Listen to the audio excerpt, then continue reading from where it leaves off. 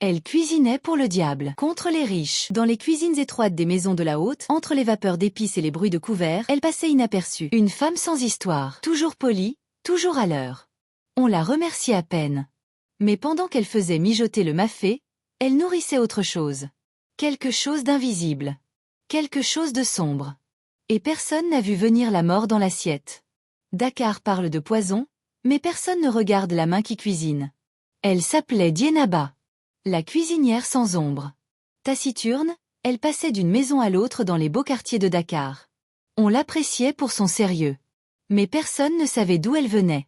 Elle arrivait toujours 5 minutes en avance. Ce jour-là, le portail était déjà ouvert. Une villa beige, muraux, caméras aux angles. À Dakar, les riches dorment derrière des murs, et les domestiques entrent par la petite porte. Elle frappa 2 fois. Doucement. Sans impatience. Une femme en tailleur noir ouvrit, sans sourire. « C'est vous, la cuisinière ?»« Oui, madame. » Dienaba. On la fit entrer. Carrelage brillant. Odeur caustique. Climatisation à fond. Dienaba promena ses yeux partout, sauf sur les visages. Elle ne regardait jamais directement les gens. Juste assez pour voir les gestes, pas les intentions. On lui montra la cuisine. Grande, blanche, trop propre pour être vraiment utilisée. Elle déballa son sac, un couteau enveloppé dans du tissu, 2 petits bocaux cachés dans une trousse à épices. Des choses qu'aucune liste de marché ne mentionnait. Le contrat était pour 2 semaines. Le temps que la cuisinière habituelle accompagne la patronne à Paris. Dienaba savait qu'elle n'irait jamais au bout. La nuit venue, elle s'installa dans la chambre de service, petite, derrière la buanderie. Elle enroula un pagne autour de sa taille, alluma une bougie. Au sol, elle plaça les éléments, un bol d'eau, du charbon, un morceau de tissu noir.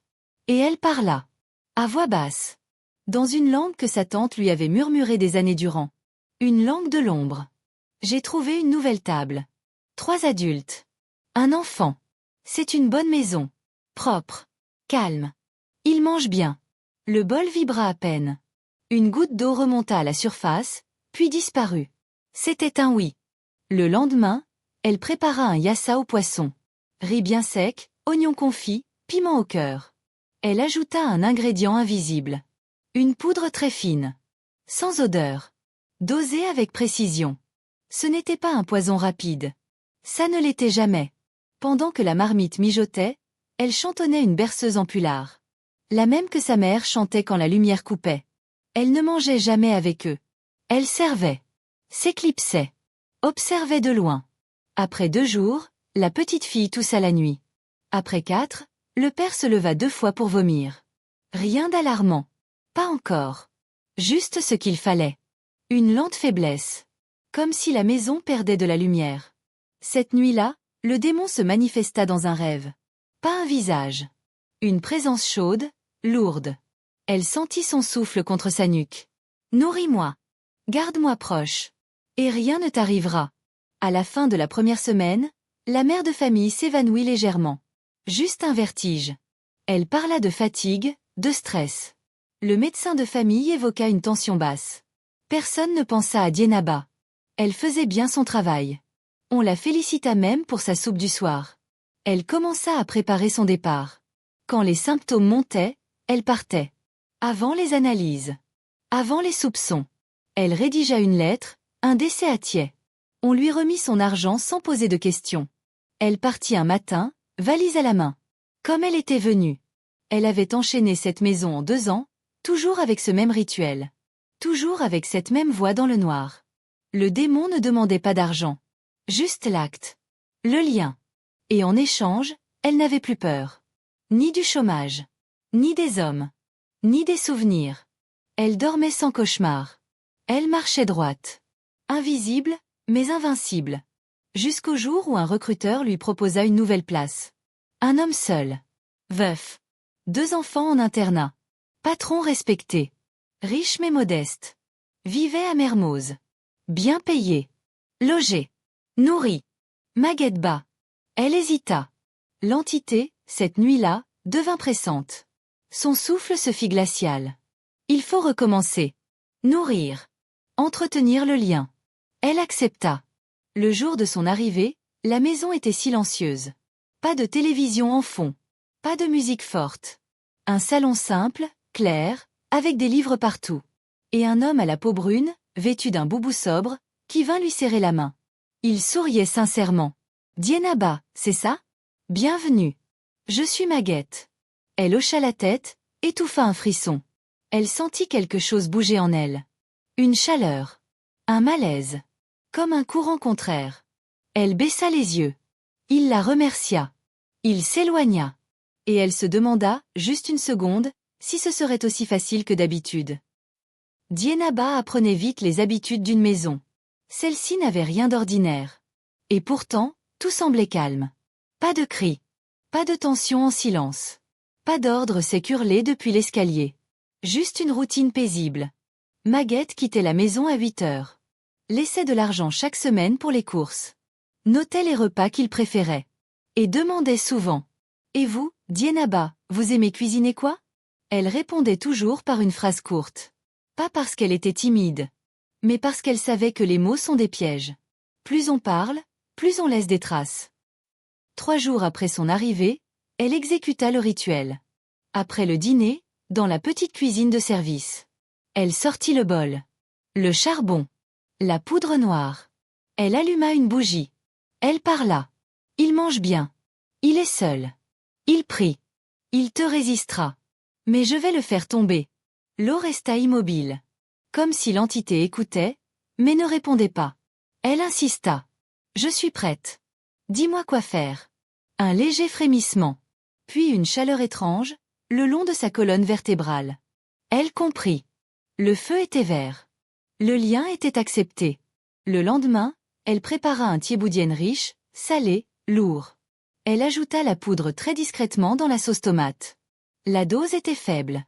Le poison devait s'installer comme l'humidité dans les murs, sans qu'on s'en aperçoive, jusqu'à ce qu'il soit trop tard. Mais Maguette ne changea pas. Il mangea tout. Il complimenta le goût, lui demanda si elle avait appris à cuisiner avec sa mère. Elle répondit simplement « Ma tante ». Il hocha la tête. Que Allah lui fasse miséricorde. Elle sentit son estomac se nouer. Ce n'était pas le poison. C'était autre chose. Une résistance qu'elle n'avait jamais sentie. Comme si le sol était plus dur ici. 3 jours plus tard, rien. Pas un vertige. Pas une toux. Pas même une insomnie. Maguette semblait même plus énergique que d'habitude.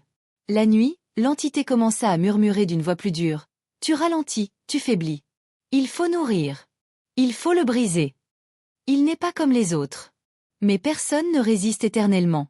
Elle augmenta les doses. Elle ajouta une deuxième poudre. Elle ne l'avait utilisée que 2 fois auparavant. Plus violente. Plus rapide. Risquée. Mais rien. La semaine suivante, Maguette l'invita à s'asseoir un moment après le repas. « Vous n'êtes pas obligé. Je voulais juste vous proposer un verre de bissap. C'est rare de pouvoir remercier quelqu'un sans être pressé. » Elle hésita. Puis elle accepta. Il lui parla doucement. De ses enfants. De sa femme décédée. Du temps qui passe. Il n'attendait pas de réponse. Il partageait. Puis il dit, les yeux dans les siens. « J'espère que vous êtes en paix, là où vous êtes, Dienaba. Ce travail ne doit pas vous faire oublier que vous existez. Vous méritez une vie qui vous appartient. » Elle serra le verre plus fort. Ses mains tremblaient. Il ne savait rien, mais ses mots frappaient juste. Comme s'il parlait à une autre version d'elle, cachée très loin sous les couches d'ombre. Ce soir-là, le rituel échoua. Le bol se brisa en 2. La bougie s'éteignit, sans courant d'air. Le démon se manifesta fort. Elle entendit sa voix comme un cri dans son propre crâne. « Il t'affaiblit. Il te dévie. Tu oublies pourquoi tu m'as appelé. Tu oublies ce que tu fuis. Ce que tu as perdu. Tu n'as rien sans moi. Rien. » Elle recula, les mains sur les oreilles, mais il était en elle. Il n'avait pas besoin de crier. Il connaissait ses peurs. Elle dormit mal. Les souvenirs remontèrent. L'attente. Le premier rituel. Le premier corps. Les pleurs qu'elle n'avait jamais laissé sortir. Le lendemain, elle mit les 2 poudres. Puis une 3e. La plus forte. Celle qui ronge les intestins en silence. Personne n'y résistait. Même Maguette mangea. Comme si de rien n'était. Il remercia encore. Il sourit.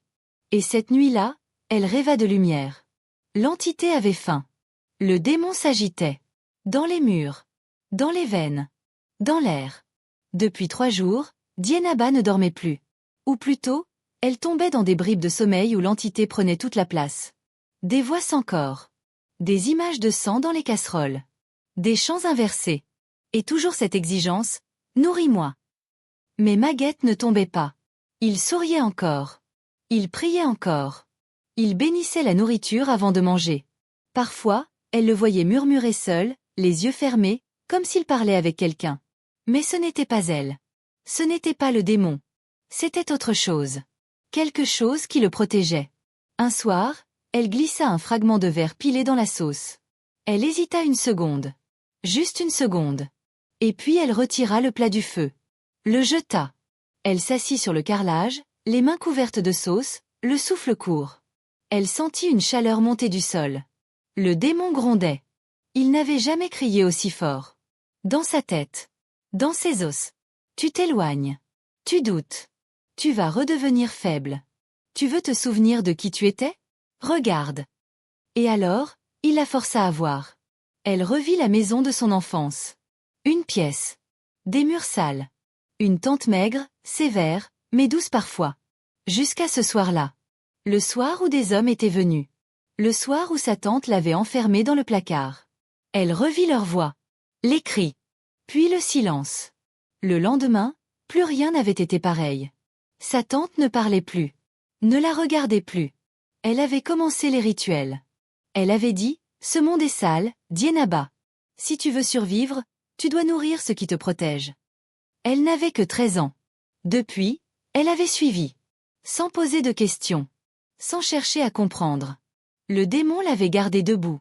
Jamais malade. Jamais battue. Jamais sans travail. Il demandait peu. Un peu de poudre. Un peu d'obéissance. En échange, il remplissait le vide. Mais là, face à Maguette, quelque chose changeait. Il priait le soir, dans un coin du salon. Il récitait en silence. Il parlait de Dieu comme on parle à un ami ancien. Et parfois, il la regardait. Pas avec suspicion. Avec douceur.